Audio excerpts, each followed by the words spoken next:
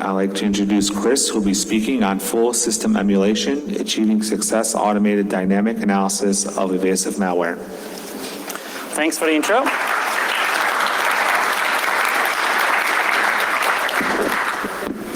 All right, so thanks for the introduction. I'm talking to you about dynamic malware analysis and the challenges that we face when doing so, as well as potential ways in which we can circumvent, work around those challenges that the attackers throw at us. Before I get started, just 1 minute background. What's my basically way up here? So I'm currently the chief scientist and one of the co-founders of Lastline. Lastline is a company, a vendor that works on providing solutions for advanced threats and advanced malware. And it really started out as an effort to commercialize some of our work, some of our efforts that I was involved in previously at the university. So I'm having an academic background. I'm currently on leave from the University of California in Santa Barbara. And some of you might have heard of the Anubis and the WebAware systems, which are two systems, one for the analysis of malware, the other for the analysis of exploit kits and JavaScript in malicious web pages that really sort of were driving our interest and our work in this area for many years. So what is this talk about? I want to talk about automated malware analysis. In particular, how can we implement an environment that allows us to analyze programs, unknown programs, and to detect if they are malicious, as well as to provide forensics information that helps us to understand what types of malicious activities programs might be involved in.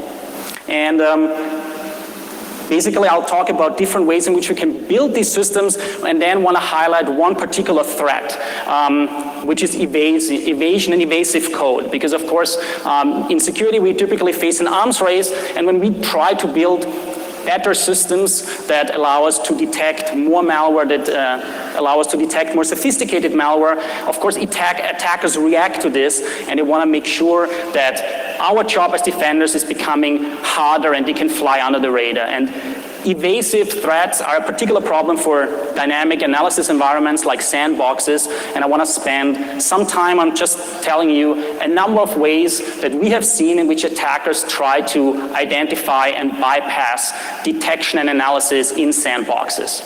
But I don't want to just stop there. I actually want to end on a more optimistic note by telling you some ways in which we believe that we can build some counter measures in which we can maybe combat entire classes of evasion and find ways in which we can turn the table and maybe use the fact that a program tries to launch some evasive behaviors as an additional signal that actually allows us to detect that it's doing something bad.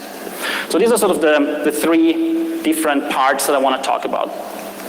Let me just set maybe spend 2 minutes to set the stage. Why do I believe that automated malware analysis is important?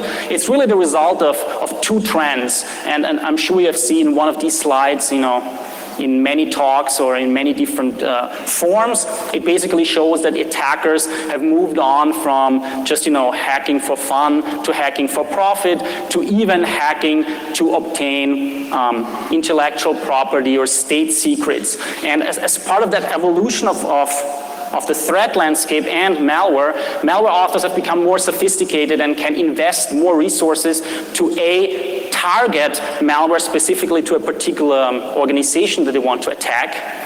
And when you target something, then it becomes very difficult for a defense solution that relies on having seen a particular malware somewhere else to be creating a signature to actually have a signature for that. So the fact that it's being targeted makes it much harder to rely on traditional signatures and on reputation information.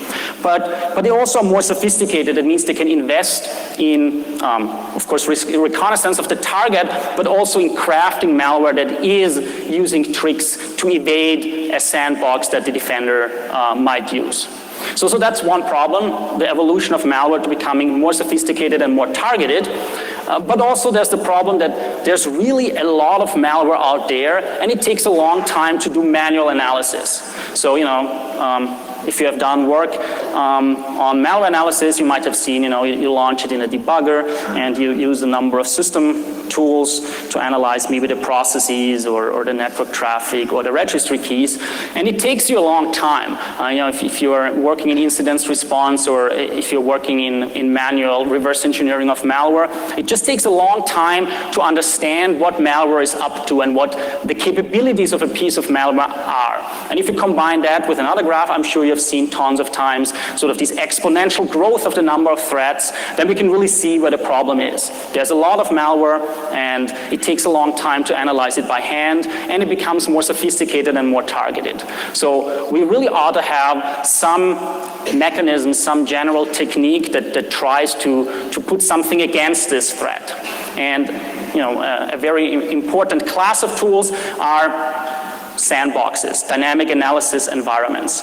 I just want to sort of give you a little bit of a stepping aside here, side note.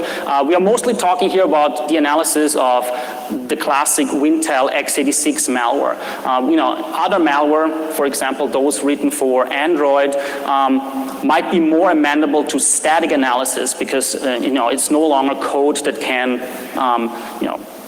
write new instructions during the runtime, deobfuscate itself. It's much harder for malware authors on a Dalvik environment to use a lot of these obfuscation tricks that they use to combat static analysis for x86 binaries. So we're mostly focusing here on sort of the classic malware that is written with the idea of running on maybe Windows or Mac for the x86. And for those, a dynamic analysis environment, a sandbox, is really, in my opinion, the best, most powerful option to understand what such a program might be doing. And the general idea is simple. You basically take the program and you run it, and you observe what it's doing. So you need some kind of instrumentation, some instrumented environment in which you can safely execute the program, and you need ways to observe, ways to understand what this program is doing. And the fact that you can do this in an automated way is great because you don't have to spend manual labor. So we can stem the flood, we can scale up to the number of samples that we receive. But, and that's also, I think, a very cool advantage that leads more and more security vendors to embrace sandboxing, it's the ability to handle a targeted or a previously unknown attack because you don't need a signature. You don't have to have seen a particular program before. You can make the decision on the spot. You run the program, you see in a very generic way if it's doing something bad, and then you can flag this program as malicious even though you might not have seen it before, or you might not have seen the source as being suspicious. So that's great. Let's talk about different ways in which you can implement it. We said it's an instrumented environment that wants to monitor the activity, the operation of programs. So what can we monitor? In the simplest case, we just monitor persistent changes to the operating system. After the execution of a program, is there a new file? Did that program create some network traffic that we want to analyze? So you get high-level information of a sample has been written, or some network connection has happened, or a registry key was created or modified. And in principle, that is really the very basic sandbox. Would be simple to implement. You can actually even use a bare metal, sort of a normal operating system, nothing special, no special instrumentation. You can basically run the program, and after the program has stopped, or after you terminate the program, you just look at the changes that have happened to the file system and the registry, and you can of course observe the network traffic that is produced.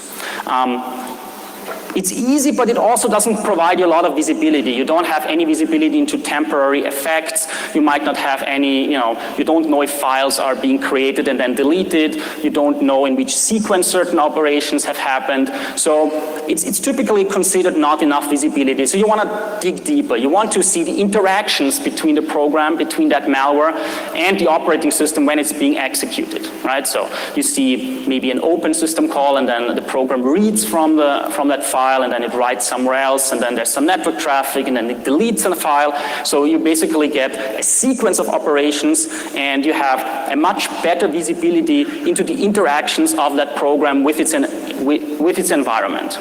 And I would argue that actually this is the way most sandboxes work today. It can be done by instrumenting the operating system. You can hook system calls, you can install a driver at the kernel level that records this operation between the program and the operating system, or you can instrument libraries in DLLs or the runtime, and you can basically say whenever the program invokes a system call, whenever the program asks the operating system to do something, then I want to log the information about this operation, maybe with parameters, and I want to learn something about this operation.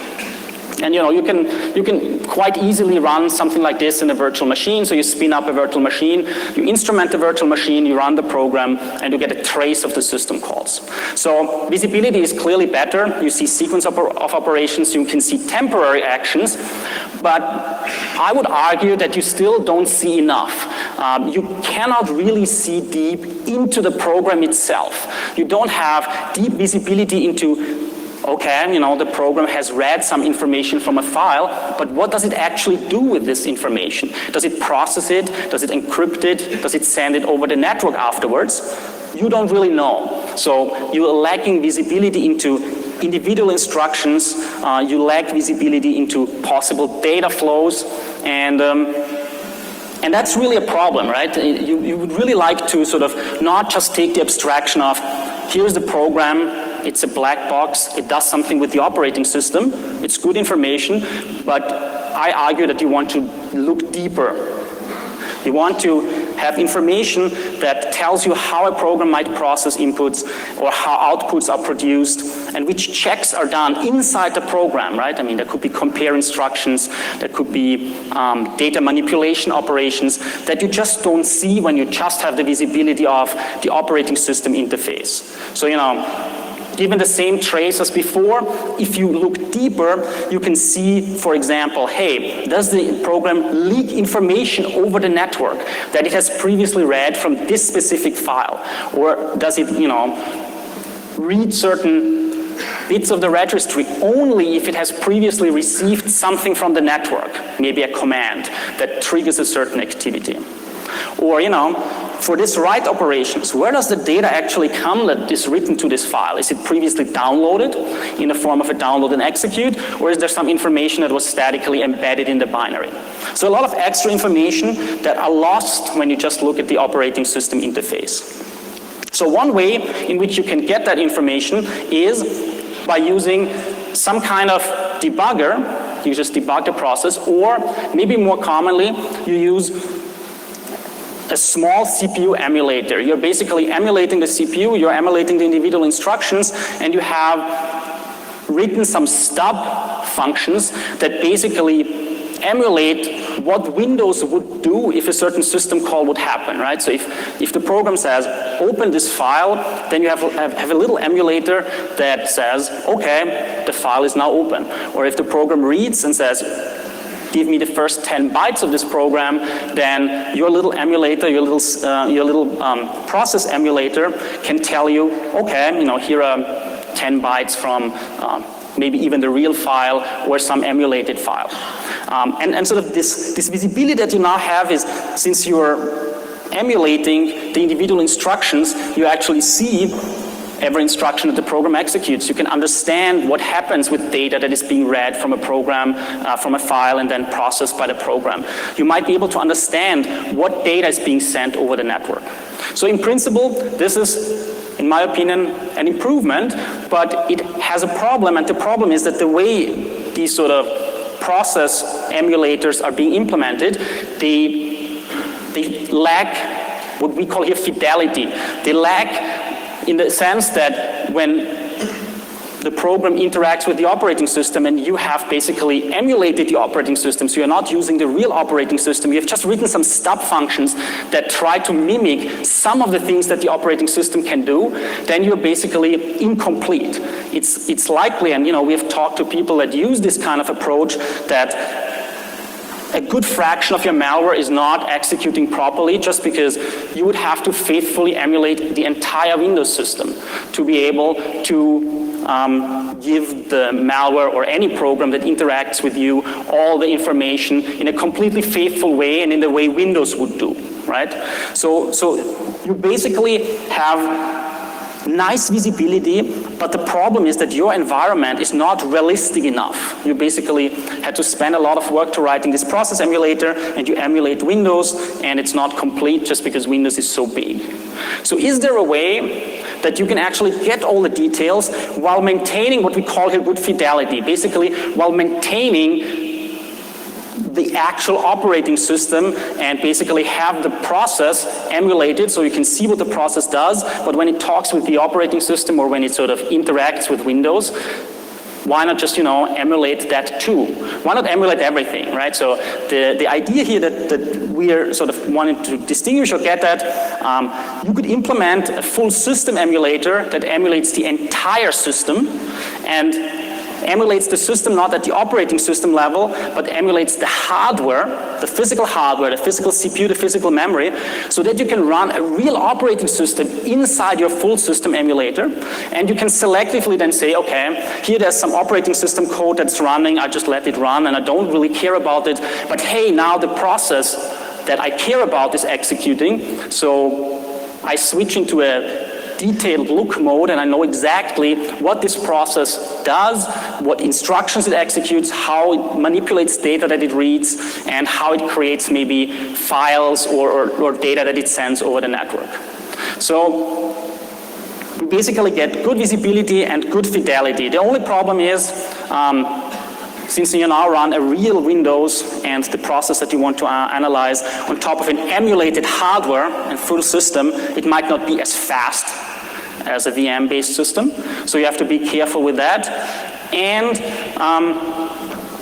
you have to be careful that your emulator has enough fidelity to be able to emulate the actual x86 processor and the physical hardware that Windows needs. But if you can pull this off, then we're sort of arguing that you get a visibility that instead of just giving you point visibility for every system call that the program might do, you actually see the entire instruction stream. And this extra visibility, as I will argue hopefully in a bit, is really crucial to do a number of things that are typically not possible without this visibility. So just, to recap, we're sort of having these two axes, visibility into the process, fidelity, how realistic is the environment for the process or the program that you're running, and you have high visibility but low fidelity with process emulation. You have high fidelity because it's a real operating system, but low visibility with a classic virtual machine-based approach and system call hooking, and we think that full system emulation combines both advantages. So, we have believed that for a long while. Actually, that's why when we started the Anubis project about 10 years ago, this is really the route we went. We started to build our analysis system on top of a full system emulator, and of course, when we later decided to commercialize our research, we built our analysis engine also following this paradigm. So, let's focus on what I said before. Why does visibility matter? I think visibility matters because first, you see more behaviors. I hope I sort of already made the argument. I give you a few examples why this is important. But also, it really helps you when we talk about evasion, because evasion are often little tricks or little checks or little triggers that happen inside the program and that ensure that the process can decide, hey, am I running in an analysis environment or not? And if you don't actually have the visibility into the program, then you just don't see those checks. You don't see those triggers that the malware might try to launch against you. So we argue that it's really important to see into the program when it's executing to be able to combat evasion. All right, so before we go to evasion, just a couple of behaviors that I want to point out. It might be interesting for you to understand from all the registry keys and programs and files that the malware has touched, which ones does it actually leak over the network? And more so, what are the network connections over which it leaks the data? Because it could very well be that the malware connects to 10 remote servers. And some of them might be decoys, some of them might be legitimate machines. So what are the actual destinations that are used for command and control and where the malware sends data to? That's an interesting thing you might want to learn. Another interesting thing you might want to learn is if data is read from the network, Is it used to trigger commands in that program? Does the program read commands from a CNC server, and what actions do they trigger inside your program, right? Again, you want to have this data flow information that you can say, data was read, and the program had checks inside that acted upon the data that it has just received. We can also, detect more about keyloggers. They're often passive in a sandbox, so if we basically have a fake user that enters information, then we can track how the program might hook the keyboard and might process the data that the user enters. Or we can take memory snapshots to aid static analysis. So the idea is basically to say, hey, this program has unpacked some parts of its code. It's now running some parts that we haven't seen statically on disk. Can we just take a snapshot of that memory image? And since we have full control over the process, its instructions, and the memory, we can basically take the information and we can then export it to something that someone can inspect in IDA in more detail. Okay, and so what I just said is sort of summarized here. We can detect keyloggers not only based on the fact that they hook system calls, right? Because they might use set Windows hook or get asynchronous key state to understand, if someone is typing something, but we can actually track how the data that the user types or how data that enters the process by reading these keystrokes, how the malware processes it. And that allows us to do things like, okay, determinations like this, where then we can say, hey, we've seen that there's some stealing activity going on. The process not only hooks keystrokes, but it takes that information and maybe sends it over the network in maybe an encrypted form. And then we can tell you also what kind of data has been leaked. Or when I said before, supporting static analysis, we can recognize interesting points in the execution of a program. We can take a snapshot of that memory and then export it into IDA. And a user can just say, okay, a number of analyses have happened. Export the process snapshot, and then you see on the bottom of that slide, this is just the classic IDA view. You can basically see new untrusted memory regions that the program has created while it's being executed, right? And so all these things come from the deep visibility that we have into the process, and is often not visible when you just look at the system calls. All right, so let's talk about evasion. Of course, the malware authors are not stupid. They're seeing, hey, there are all these vendors that put in sandboxes in their products, and they can detect my 0-day, that's bad. So what they want to do is, of course, they develop code that detects the presence of a sandbox when being executed. And the cool thing is here, they can do that because a dynamic analysis environment actually runs the program. And so you run the malware, so the malware has a chance to do things like looking around, finding out, hey, I'm being monitored, let's just drop everything and pretend to be good. And then the sandbox doesn't see any malicious activity and thinks, well, that's a legitimate program, let's just forward it. And then it runs on the actual victim system and might behave very differently. So it's a big problem. How can you achieve evasion? There are 3 big ways in sort of our taxonomy here. One is you can detect the underlying runtime environment. So what I mean by this is, let's say, we use an emulator, others use virtual machines. Can you detect the presence just of an emulator or a virtual machine?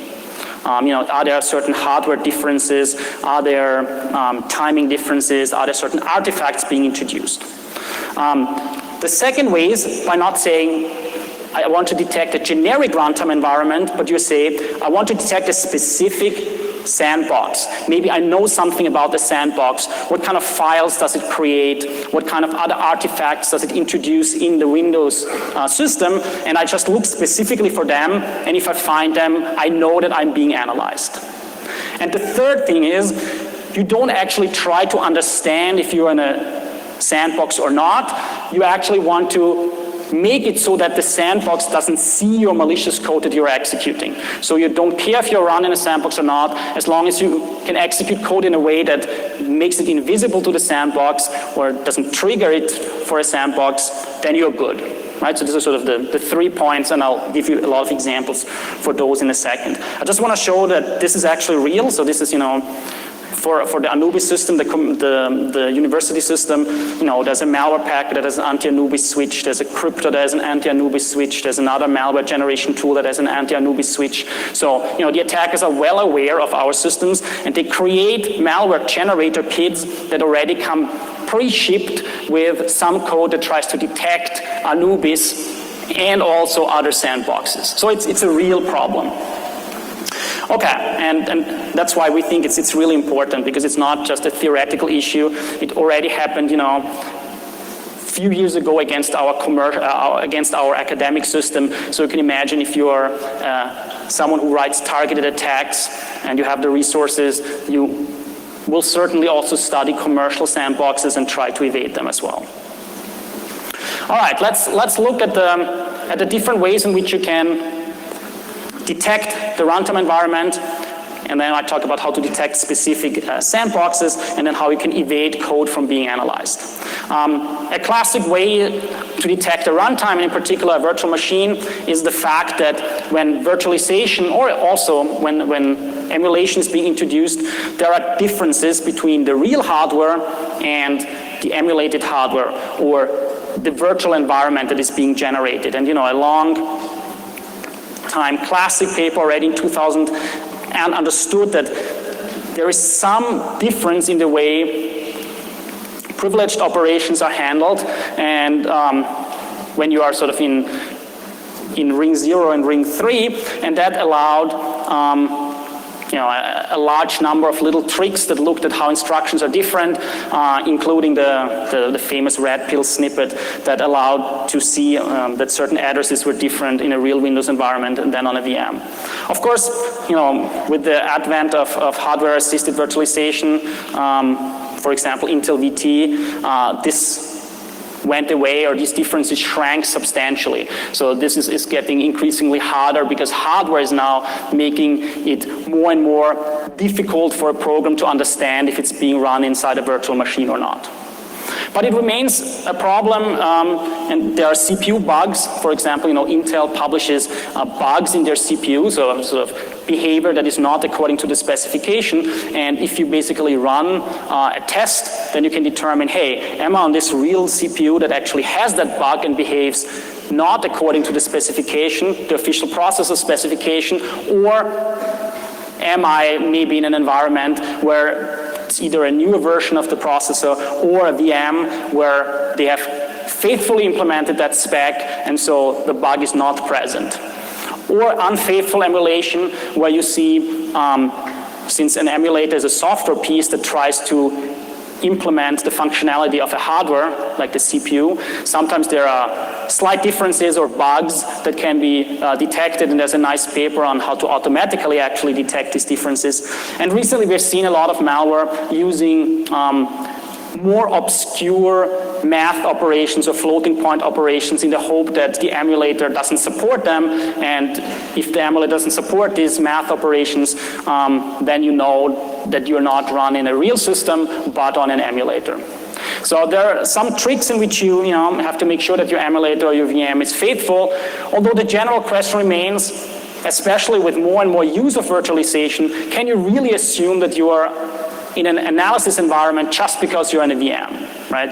That might not be enough anymore, because a lot of people use virtual machines for legitimate purposes. So if you can just detect if you're in a VM or not, it might not be enough to decide for a piece of malware that you're actually not in a victim environment. So what you want is, you might want to detect the actual analysis engine. For example, in the case of Anubis, a lot of other sandboxes, especially if they make available the reports that they generate, malware authors create little programs that check, for example, for the Windows product ID, or if there's a specific username used, or processes names, or hard disk names. Or you can check, okay, how many people have logged in since that machine is rebooted? How many people, or when was that machine rebooted last? So there are a lot of checks you can do that that look a certain way in a real environment, but not necessarily an analysis environment where you say no users are logged in and the machine was just started two minutes ago, right? That might give it away. You can check for unexpected DLLs that are loaded or mutex names.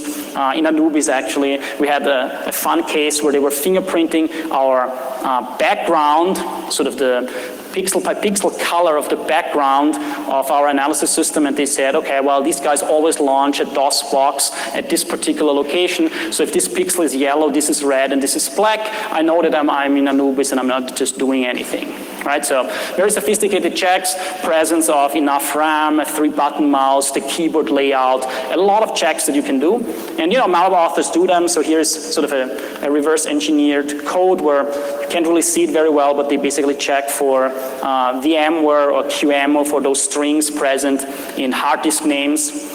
There's even on forums, you can see the attackers share interesting tidbits. For example, a very old way to detect Anubis was to check if the user that was logged in, his name was Andy, because Andy was a PhD student who built the system and he just created an image with that name.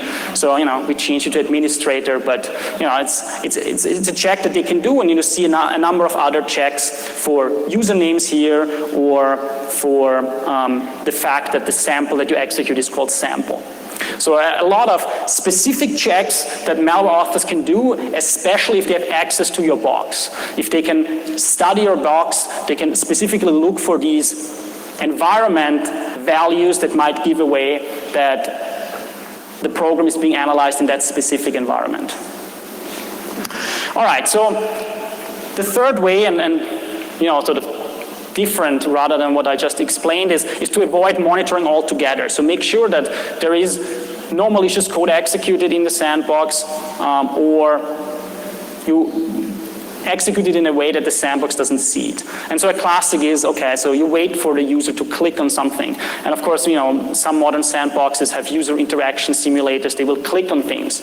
But as our competitor recently published a blog post, sometimes you must click more than once. So you must click 3 times before some malicious activity happens. So there's always this sort of arms race here.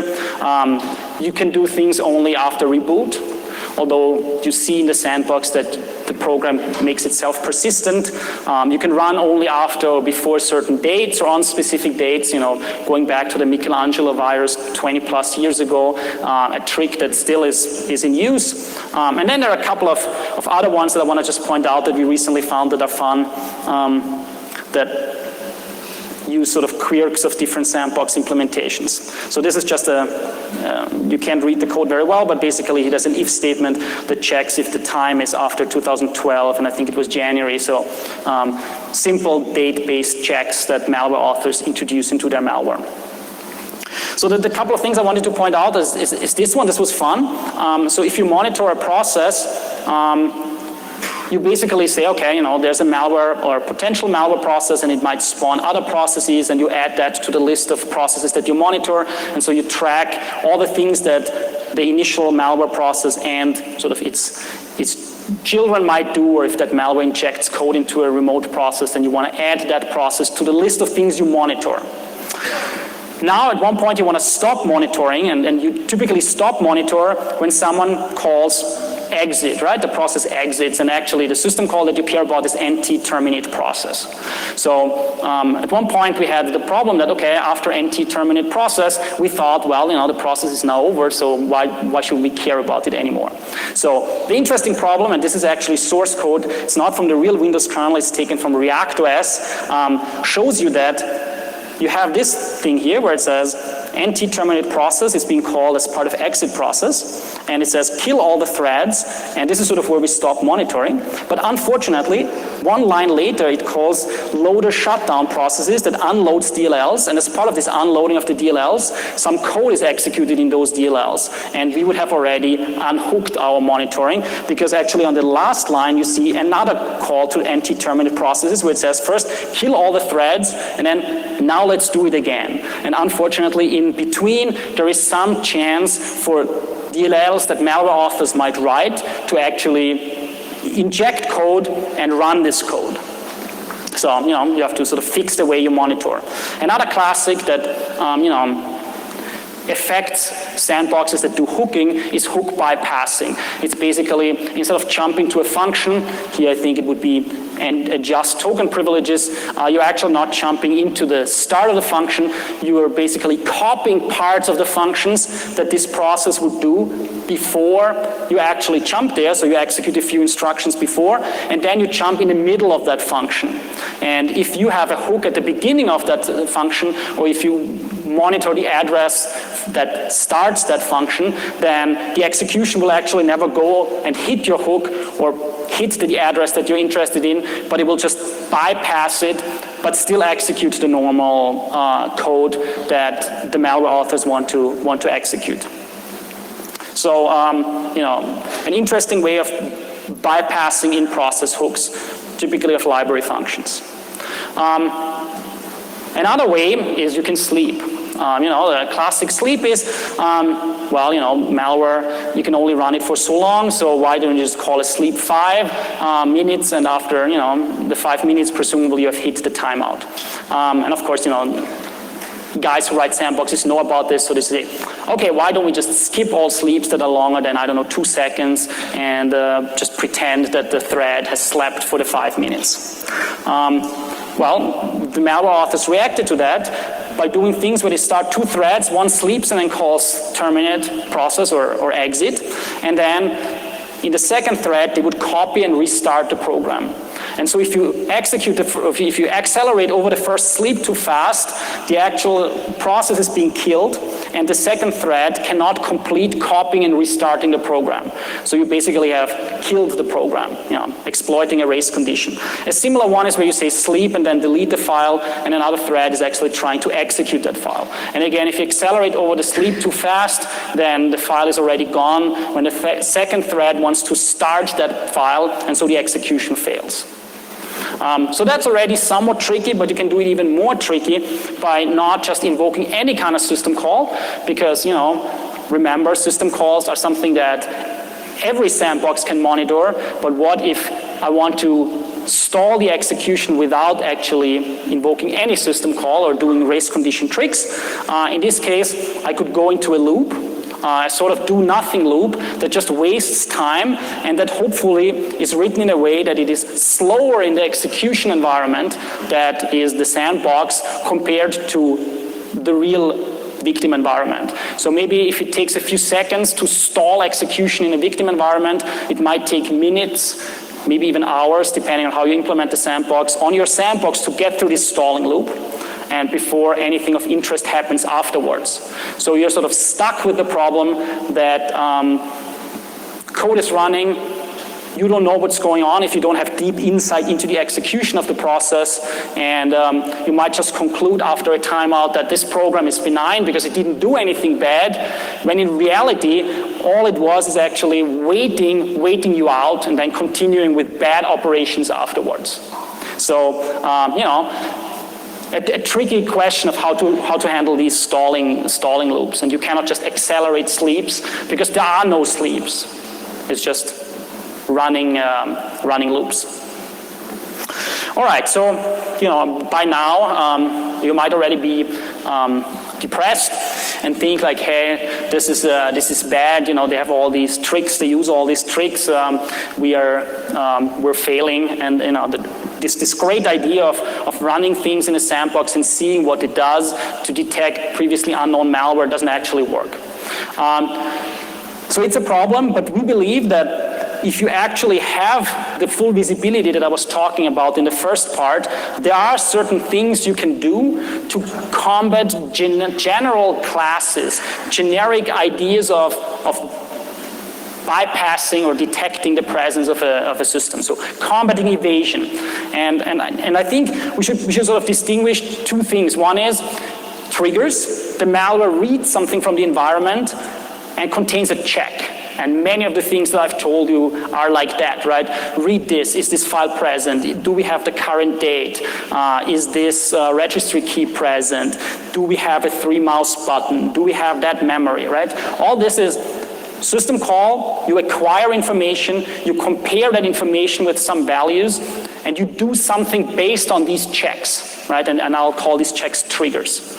So if there is some generic way in which we can detect those triggers and at least pinpoint that they are interesting and unusual, then we actually have a good chance to handle large classes of those automatically. And then there's another problem, that of the stalling loops. It's different because there are no checks. But the question again is, can we leverage deep insight into the execution of a program to actually recognize potential stalling and maybe skip it or accelerate it? Right? So these are sort of the two problems I want to use my last 10 plus minutes to talk about. All right, so first, bypassing triggers.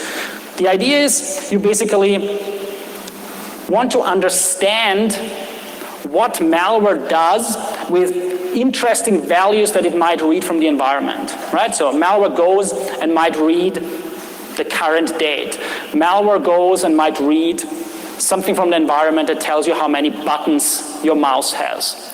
And then you want to understand if the data that has been read in such a fashion is used in a trigger, is used in a comparison operation, is used in a check inside the malware. And if you can recognize that, then at least you learned that there's some interesting check.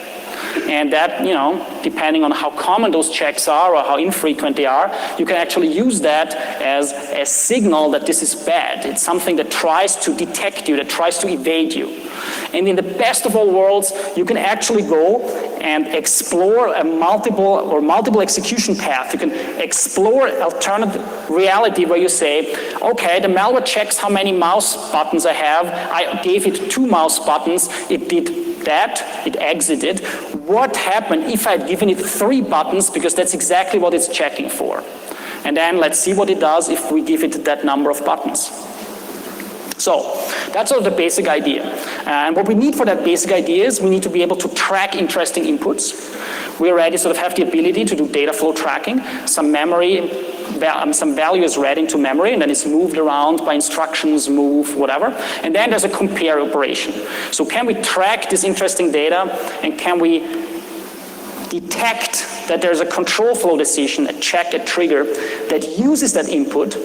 And then, in the best of all worlds, we're taking a snapshot and we're actually saying, okay, let's now let the program continue, and then let's go back, let's revert to that snapshot, and let's explore an alternative reality, and let's explore the alternative execution path. So just to give you a few ideas about this, okay, we already know how to track input. If we have this deep visibility into the process, we can basically track every instruction so we can see if the program moves around data or operates on data. We can, of course, take snapshots. We have full visibility into the memory.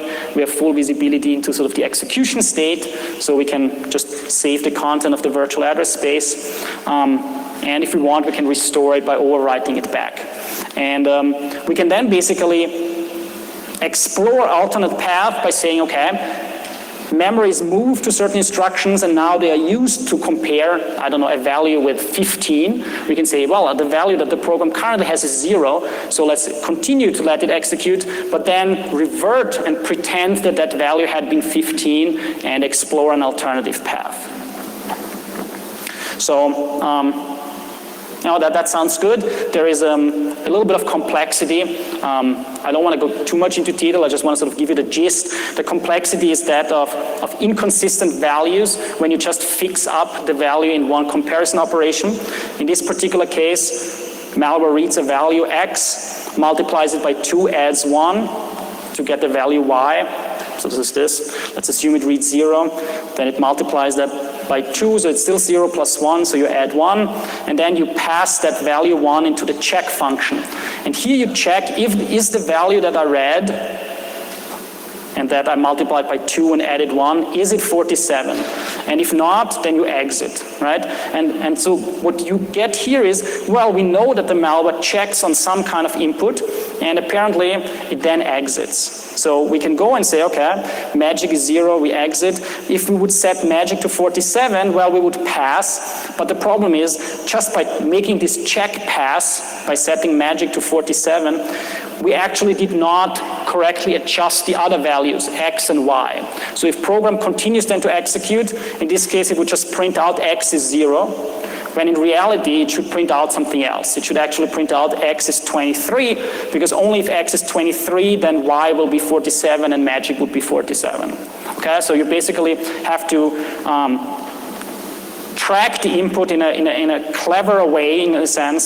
So whenever you copy values around after they've been read from the environment and they are manipulated by the program, you actually have to remember how they have been manipulated and then adjust them accordingly. So we call this a constraint set. You basically say, okay, x is the input, y is dependent on x, which is dependent on the input, magic is equal to y. So if we want to solve the equation and want to say, okay, we want magic to be 47, so we can then use a constraint solver or some simple linear algebra solver, depending on how complex you want to go, and it actually solves you and gives you the output that x should have been 23, and in this beautiful case, we would actually learn that, hey, the program expects that input value, and only if that input value is given, it would reveal additional behaviors later on. So it basically, would have done both things. It would have told you, hey, there was a check, and hey, we can solve that check, and we would even learn something about the input that would have been necessary to drive the program down. That's not always possible, of course, because you can imagine, let's say, an input is being hashed, and then the result of that hash is compared. So you would have to invert the hash function to learn what the right input would have been, which is presumably hard or impossible. So in this case, you only know that a check has happened. But you can basically learn all these checks, and you can know that programs do checks based on interesting inputs that you can define, and you can handle this entire class of possible evasions by just finding interesting inputs that the program manipulates or checks for in an unusual fashion. And we find this is a very powerful way of handling trigger-based malware. Let me just give you a couple of minutes the high-level idea on the second part, which is the stalling loops. So stalling loops, I said, they are difficult because they don't have a trigger, right? There's no input being read, there's no system call that happens, there are no tainted inputs that we need to track. It's just a program looping and spinning and not doing anything. So how can we detect that? Again, the cool thing is that we have this deep visibility into the process. We can actually sort of inquire the process and say, what are you doing right now? And then, you do that second after second after second, and you find out, hey, it's always in this loop. And it doesn't seem to actually do much. The system calls that it invokes are maybe irrelevant, or they all fail, or they all succeed, but actually don't change the state of the system. So you can recognize that it's doing something, but it doesn't actually make progress. And when you learn that it doesn't make actual progress, then you can do two things. First is you can try to reduce the overhead that you produce by logging or monitoring that particular loop. And maybe you get fast enough so that the program will just go out by itself. Or you can take a more active approach and actually actively interrupt the execution and say, hey, I just want to jump out of that loop. Okay, so this is just sort of high level. I think I'll, given that I'm sort of short on time, I'll have to let you read the white paper or the presentation, but there are basically a couple of things you can do to find the code blocks for which you should reduce logging, as well as how to actually interrupt the loops once you find them, and reducing the logging is not sufficient. Okay?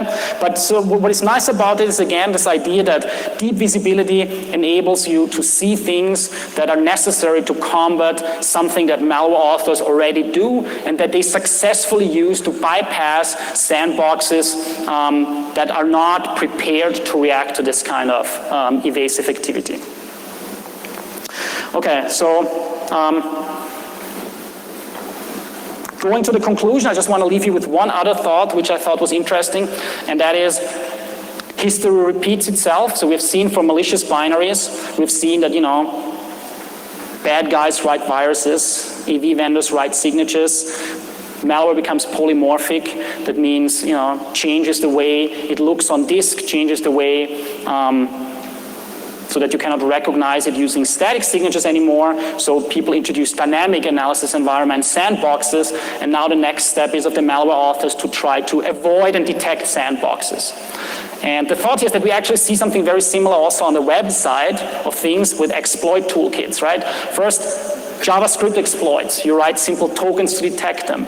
They start to obfuscate themselves and use frequently eval and many levels of eval to hide the code from static signatures. And then people introduced honeypots, which are dynamic analysis environments for JavaScript. And now we actually see attackers introducing tricks into their JavaScript so they can recognize if they're executed not in a real victim browser but in a honey client. So it's sort of the same evolution from like simple signature-based detection, obfuscation, dynamic analysis, recognizing dynamic analysis, all over again for a completely different domain. So I thought that was sort of an interesting analogy. And I think I'm out of time, so with that I conclude. I think visibility and fidelity are two critical factors when building sandboxes. And we think full system emulation is a desirable spot in the design spectrum. I hopefully convinced you that dynamic malware analysis and evasive code is hard, but also that we shouldn't give up because there are general approaches in which we can counter evasive code. And with that, thank you very much, and open for questions.